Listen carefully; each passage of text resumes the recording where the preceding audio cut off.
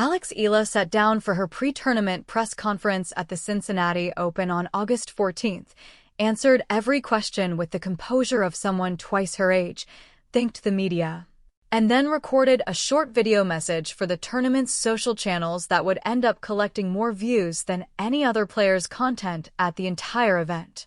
What happened next made Cincinnati officials scramble in a way they had not anticipated from a 21-year-old making her debut at their freshly renovated $260 million facility. The tournament placed her opening match on a side court, and within hours, they understood exactly how badly they had miscalculated. Before we get into everything that unfolded, if you're one of the 90% of viewers who watch our content without subscribing, now is the time to change that. Hit that subscribe button and the like button too. It takes 1 second and it helps us bring you stories like this one every single week. So here is what you need to understand about the Cincinnati Open's problem.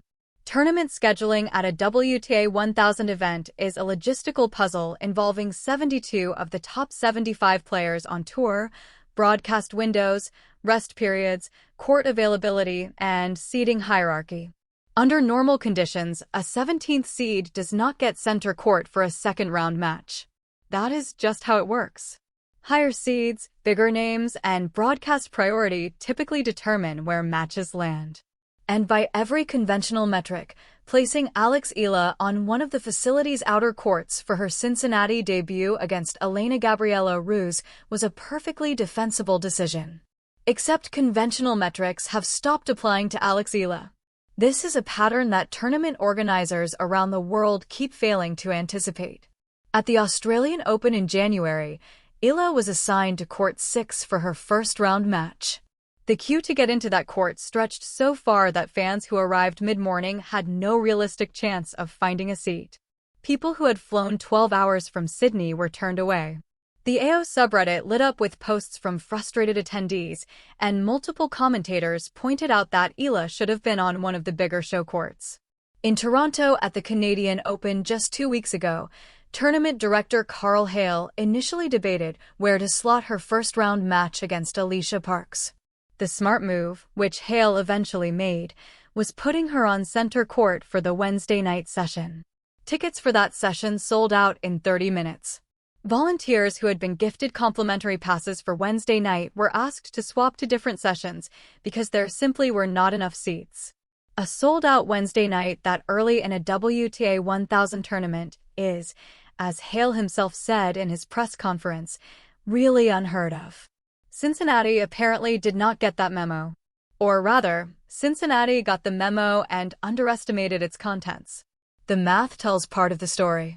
Toronto has roughly 270,000 residents of Filipino descent, the largest Filipino diaspora community in Canada. Cincinnati, by contrast, has fewer than 2,000.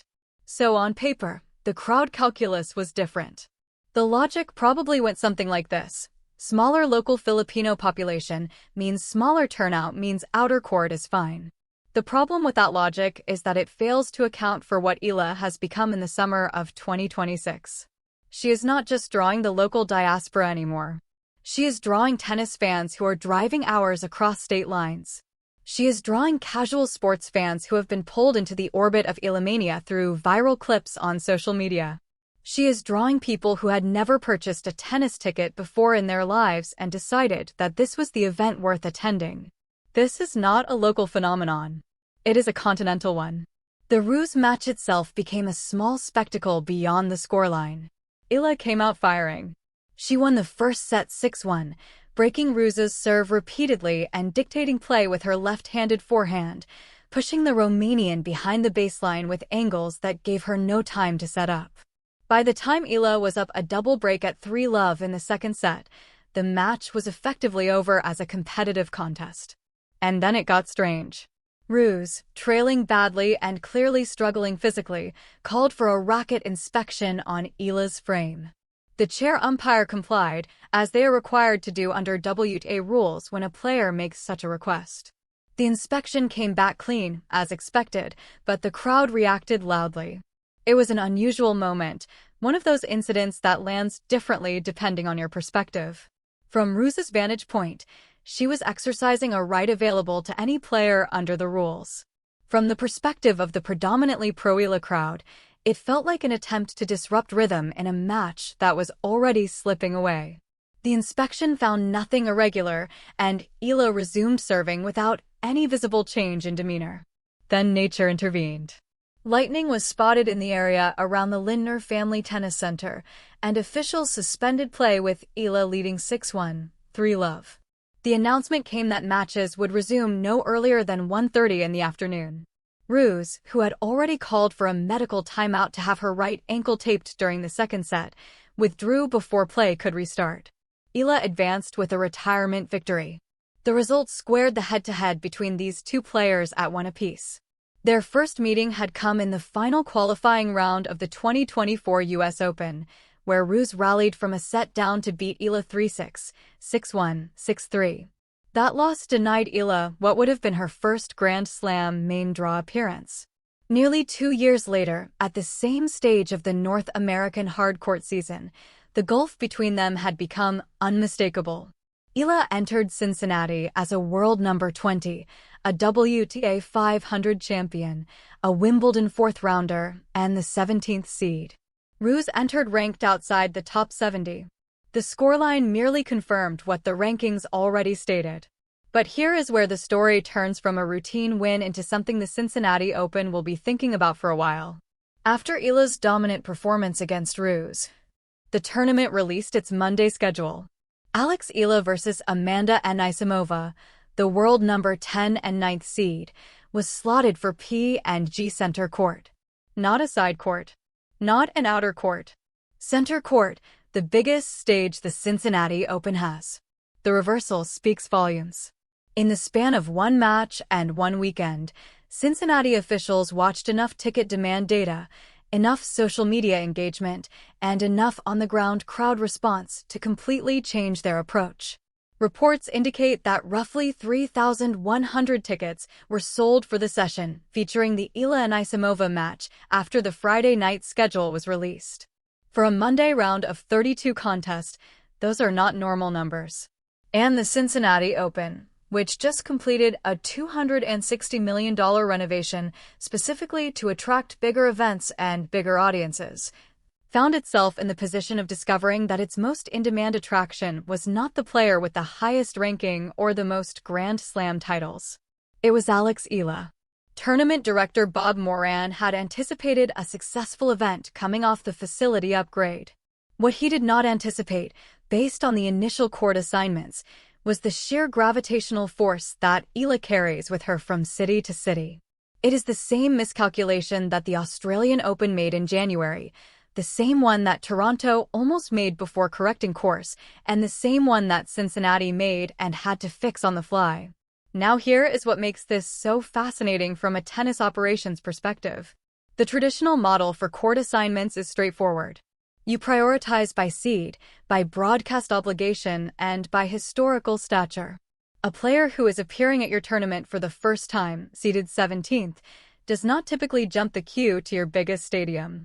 But that model was built for an era when fan interest tracked neatly with ranking and reputation. What Eala has introduced into the WTA ecosystem is a variable that no scheduling algorithm accounts for: cultural mobilization at a scale that dwarfs what rankings predict. Coco Gauff acknowledged it during the Toronto event. "It's so great for the sport and great for all the players," she said.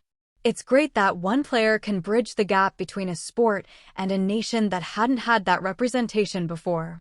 Venus Williams, who partnered with Eala in doubles at both Bad Homburg and Toronto, was even more direct. "Alex is a world star," the 46-year-old legend said. "She's just incredible. Besides the fact of her tennis, she's an incredible person, well-spoken, and just an impressive young lady." What Gauff and Williams are identifying is something the tournament directors are being forced to confront in real time. Eala is not just a tennis player who happens to be popular. She is a cultural event. And cultural events need center court. The Anisimova match represents a genuine step up in opposition. Anisimova is a two-time Grand Slam finalist with some of the cleanest ball striking on tour, particularly off her two-handed backhand. She enters the match having dispatched Turkey's Zeynep Sönmez 6-2, 6-3 in comfortable fashion. Even Anisimova seemed to recognize what was coming when she addressed the matchup after her win.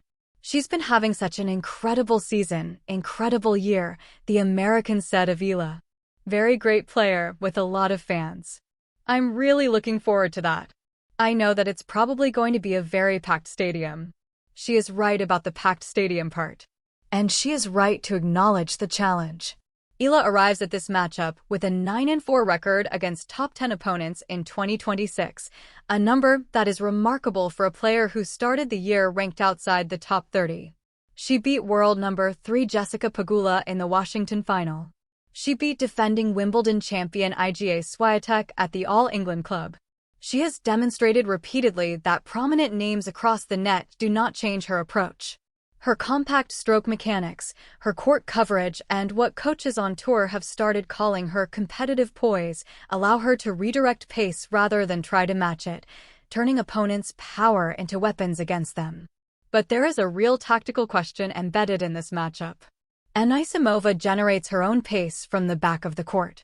Unlike many of the opponents Eala has beaten by absorbing and redirecting, Anisimova does not rely on opponents giving her pace to work with.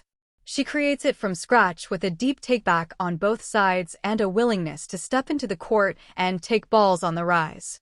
If Eala's return game can disrupt Anisimova's rhythm early, as it has against so many others this summer, the match tilts in her direction.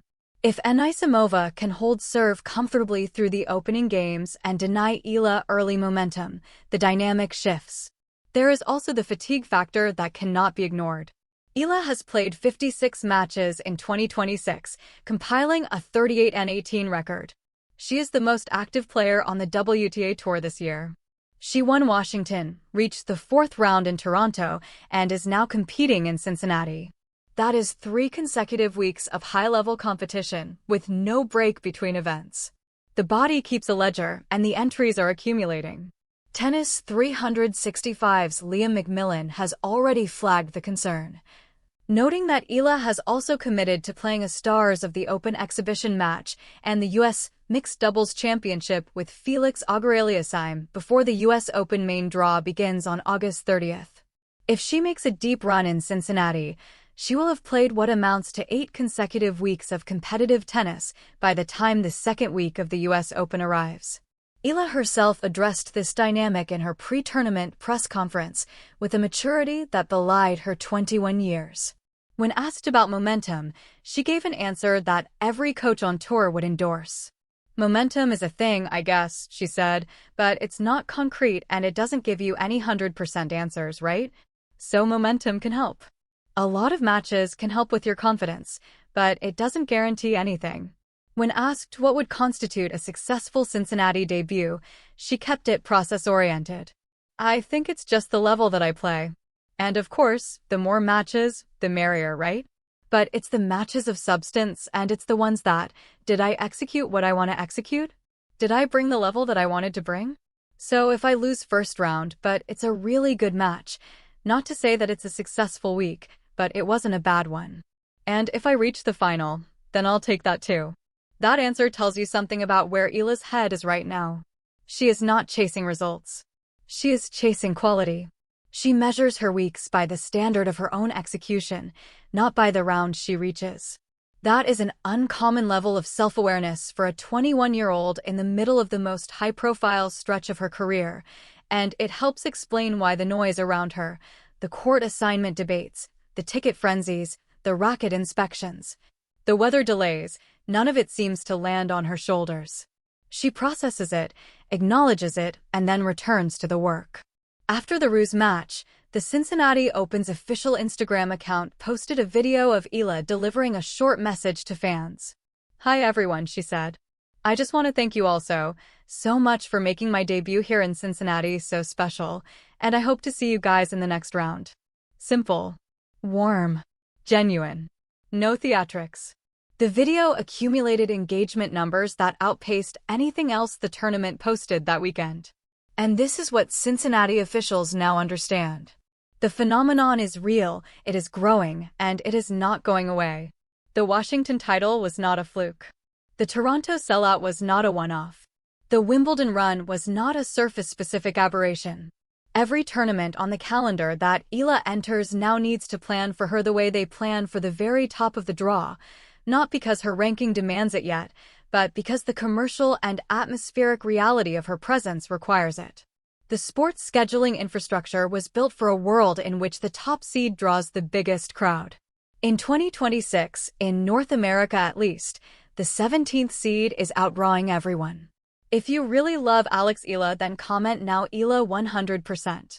That is the lesson Cincinnati learned in a single weekend, and it is one that the US Open, 2 weeks from now, will have to take even more seriously. Arthur Ashe Stadium seats 23,771 people. When Alex Eala walks out for her opening match, the question will not be whether the stadium is full. The question will be whether the stadium is big enough.